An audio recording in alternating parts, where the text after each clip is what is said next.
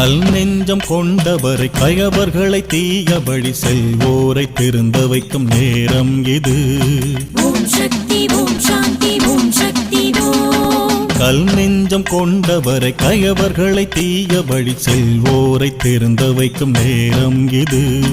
காமமதை நீ விலக்கி காமாட்சி அருள் கிடைக்க அம்மனடி சரணடையும் நேரம் இது.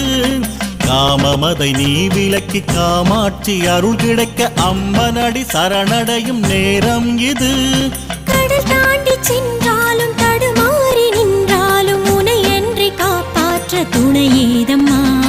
மகமாயி மனது வைத்து மனம் குளிர உனை கண்டு மண்ணாள அருள் பொழியும் நேரம் இது. உனை என்று ஒரு போதும் விடியாது தாயே,